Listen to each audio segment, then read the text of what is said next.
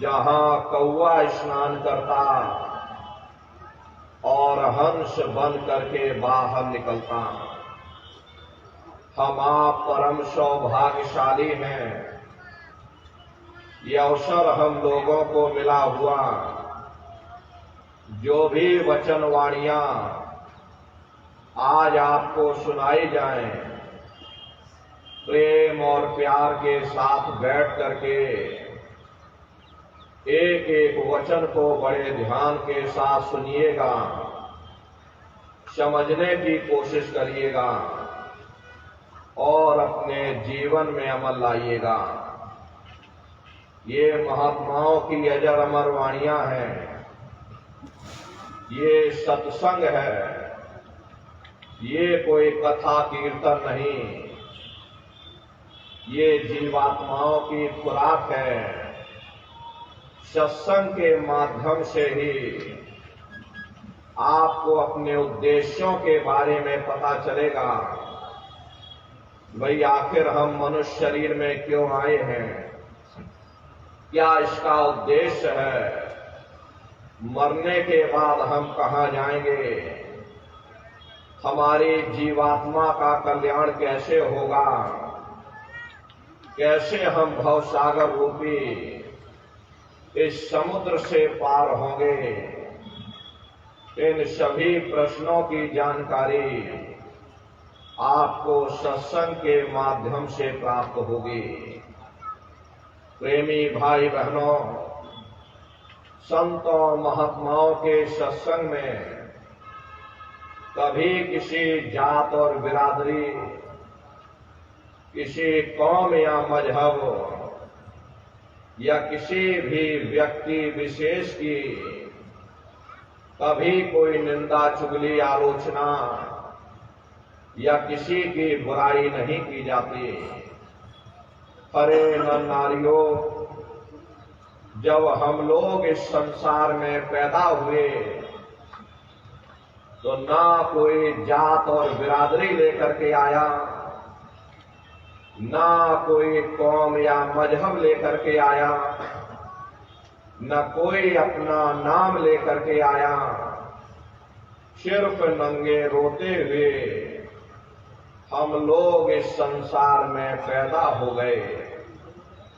बाद में जो औजार उस परम पिता परमात्मा ने बख्शे, मन, बुद्धि और चित्त, उससे जब हमारे अंदर चेतना आ गई, तब हमारा नाम पड़ गया, कर्म के अनुसार हमारी जाति बन गई। धीरे धीरे हमारा फैलाव दुनिया में होता चला गया।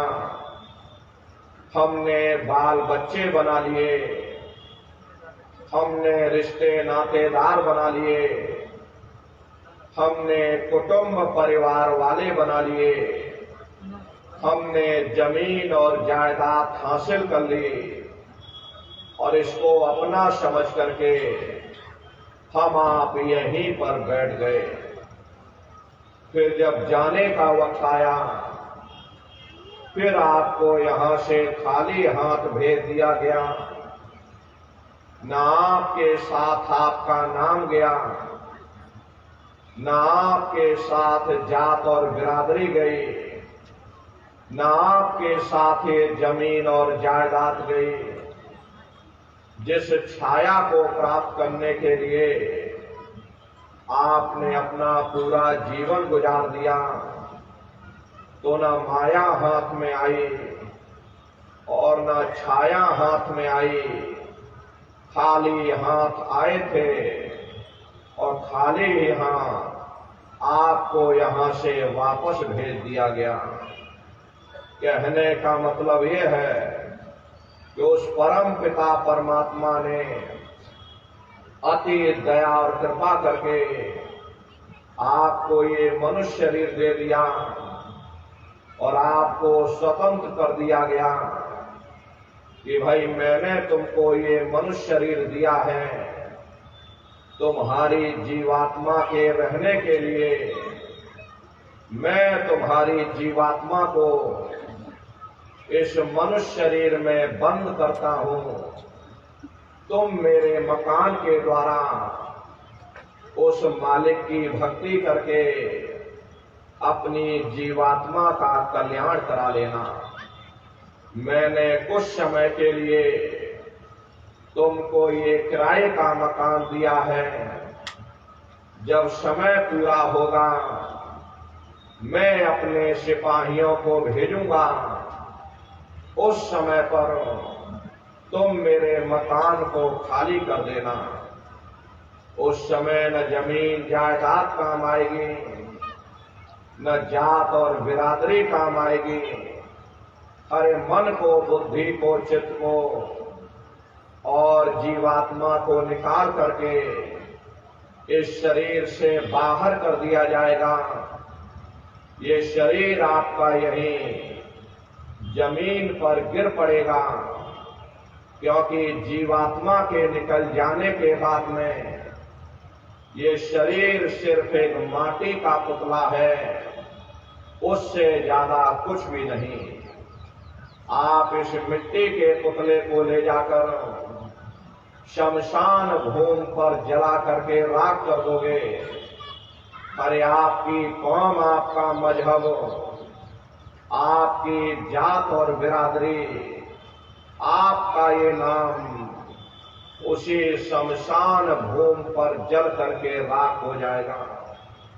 जिस जात और बिरादरी के लिए हम आप लड़ते और झगड़ते थे, जिस धन दौलत को पाने के लिए हमने आपने न जाने कितने बुरे खोटे कर्म किए, तो मौत के समय में ना ये जात और बिरादरी काम आई, ना ये धन दौलत काम आया, सब कुछ तुम्हारा यहीं छूट गया।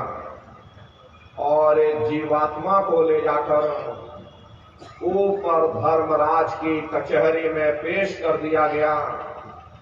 पलक झपकते ही तुम्हारे अच्छे बुरे कर्मों का हिसाब किताब हो जाएगा। धर्मराज तुमको सजा सुना देंगे, ले जाओ इनको फलाने नरक में ले जाकर डाल दो, क्योंकि मैंने इनको मौका दिया था, मैंने इनको मनुष्य शरीर दिया था। अब की बार गीता रामायण को पढ़ करके, उन धर्म पुस्तकों को पढ़ करके, किसी संत महात्मा की खोज करके, उनके बताए हुए रास्तों पर चल करके, उस मालिक की भक्ति करके अपनी जीवात्मा का कल्याण करा लेना। इस उद्देश्य के लिए मैंने इनको मनुष्य शरीर दिया था, लेकिन इन्होंने अपना उद्देश्य पूरा नहीं किया।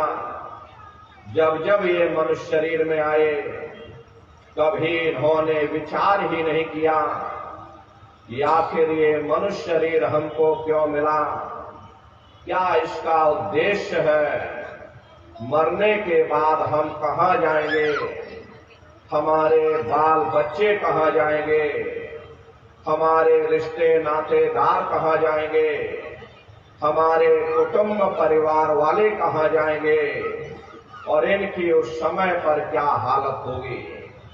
ये पराविद्या महात्माओं की पराविद्या है। हम आप इस जड़ संसार में फंस करके उस पराविद्या से अनभिज्ञ हो गए और अपने उद्देश्यों को भूल गए, अपने वादे को हम आप भूल गए। वो वादा जो हमने आपने माँ के घर में किया था, जब माँ के घर में हम आप उल्टे लटके हुए थे, सिर हमारा नीचे था, पैर हमारे ऊपर थे, उस समय परमात्मा से वादा किया कि हे परमात्मा, मुझे एक बार मनुष्य शरीर दे दो, हम भजन करेंगे, भक्ति करेंगे, हम अपनी जीवात्मा का कल्याण करेंगे। लेकिन मनुष्य शरीर मिलने के बाद में ना आपने भजन किया, ना भक्ति की, बस माया की छाया में फंस करके इस मिथ्या जगत को अपना मान करके आप इसी में गोता खा रहे।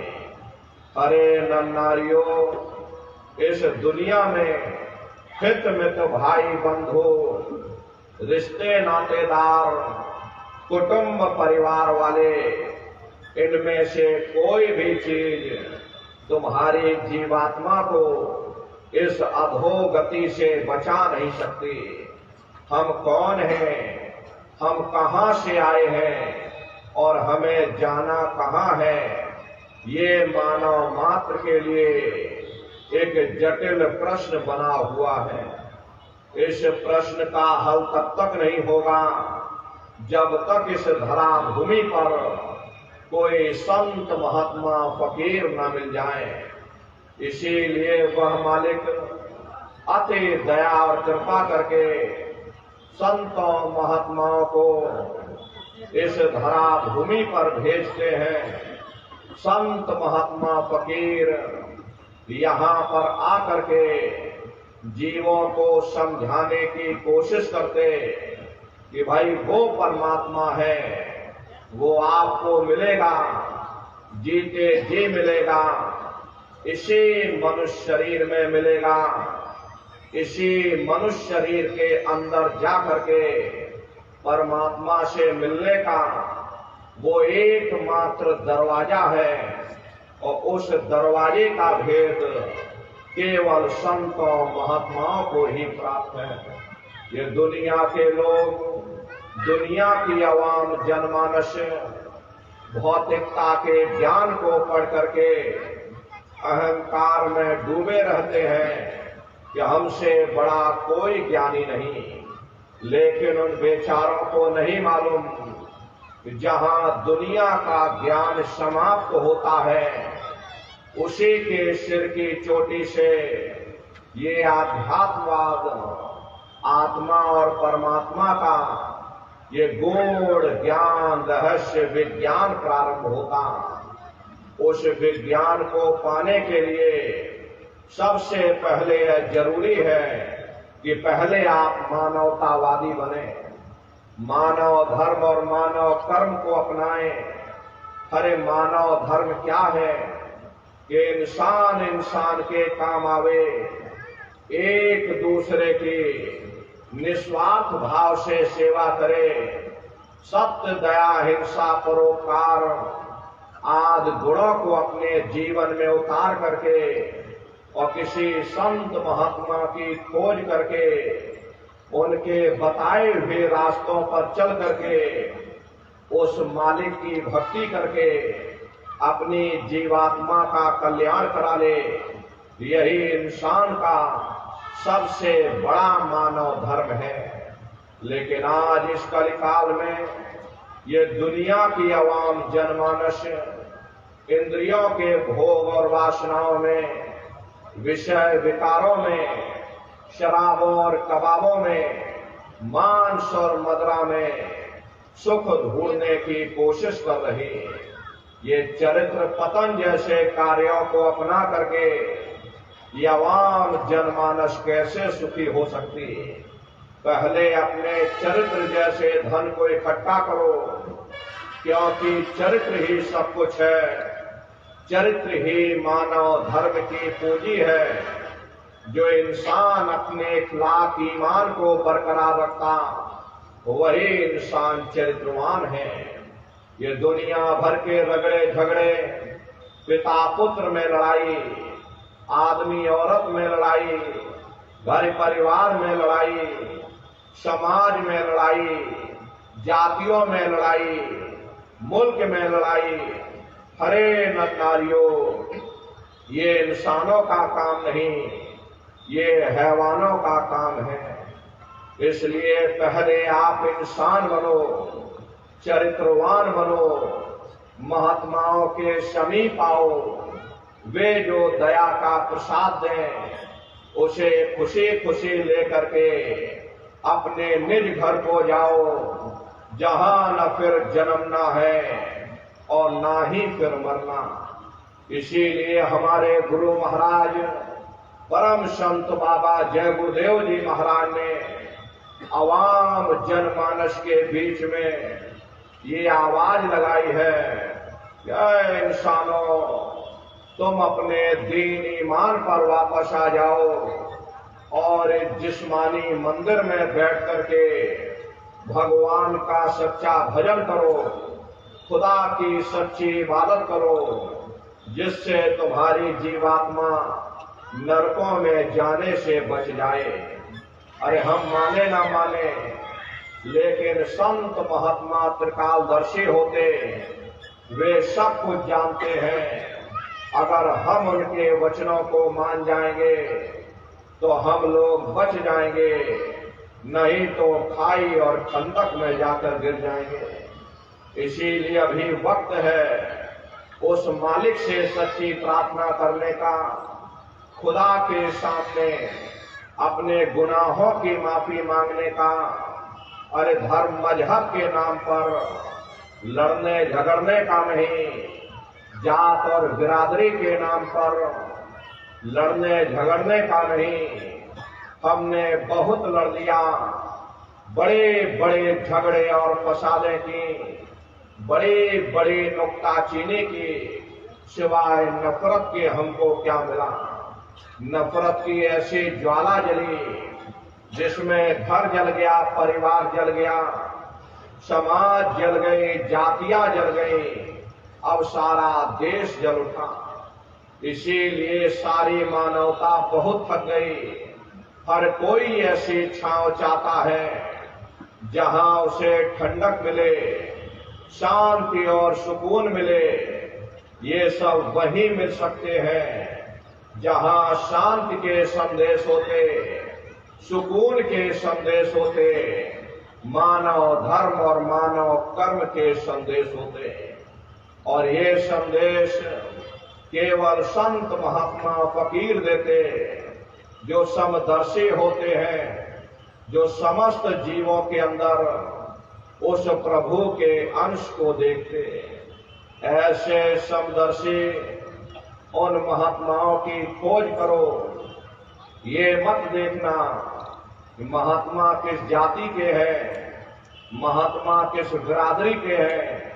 अरे जातियां कर्म के अनुसार बनाई गई, जन्म के अनुसार नहीं। मनुष्य की एक ही जाति है और वो है मानव जाति।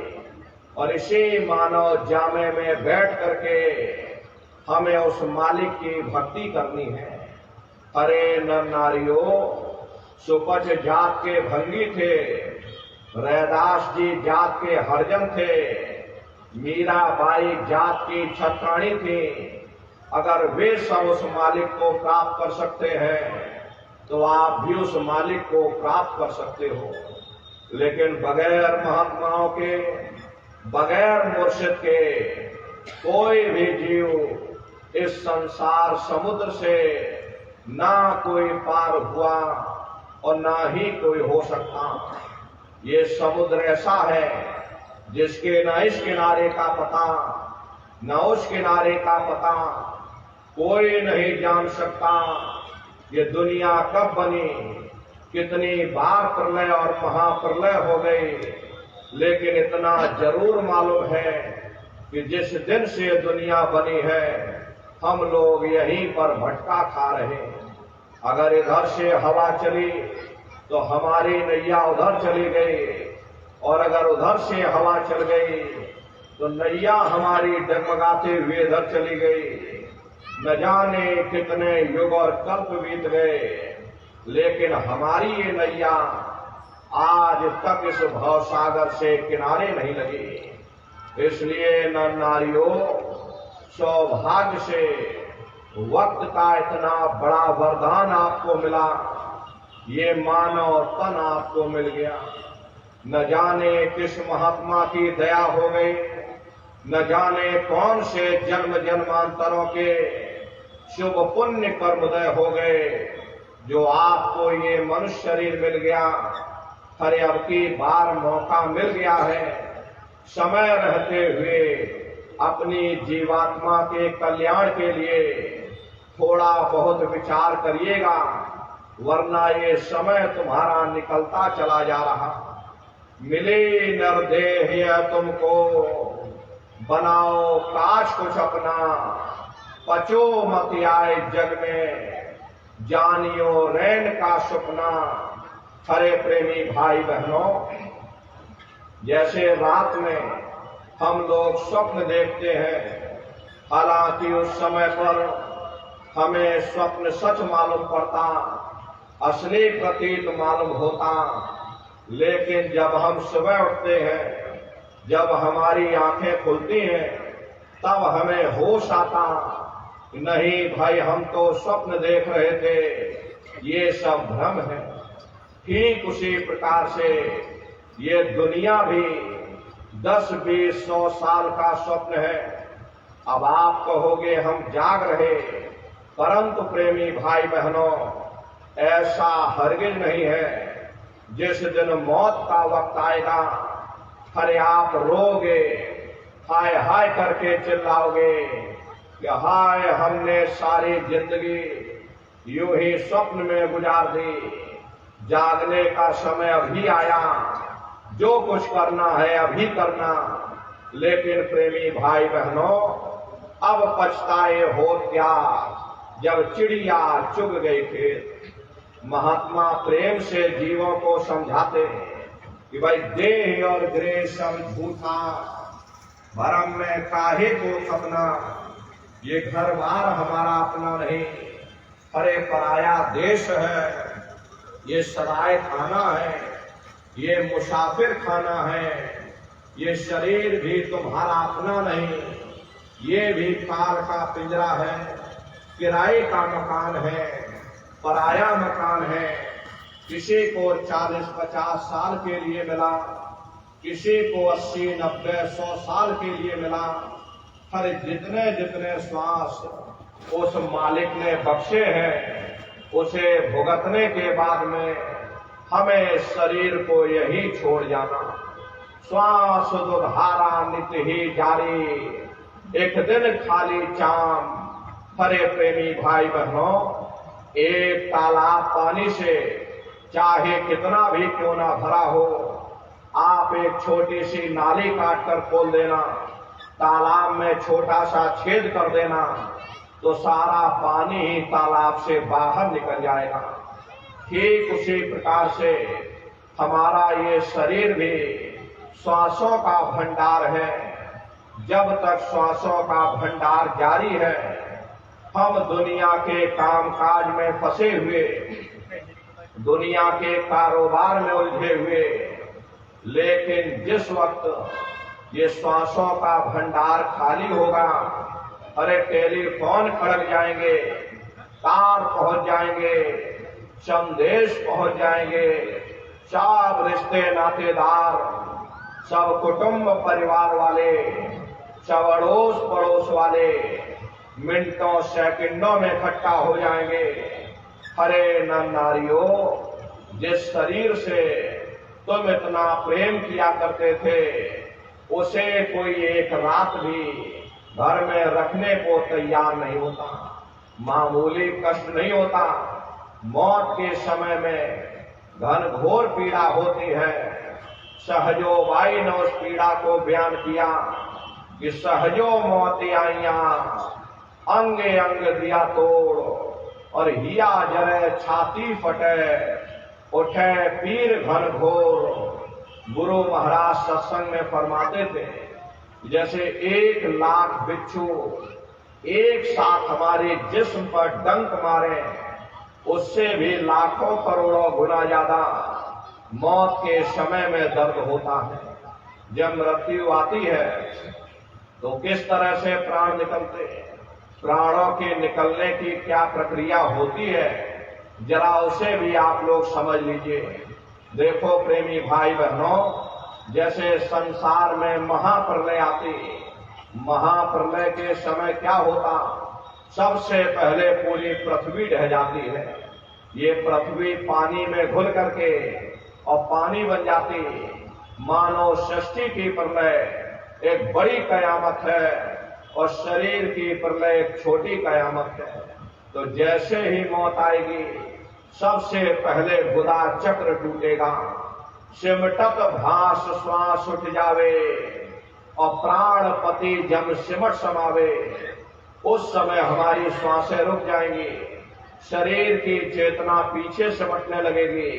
तो सबसे पहले गुदा चक्र ही टूटेगा, क्योंकि गुदा चक्र में पृथ्वी का वास होता।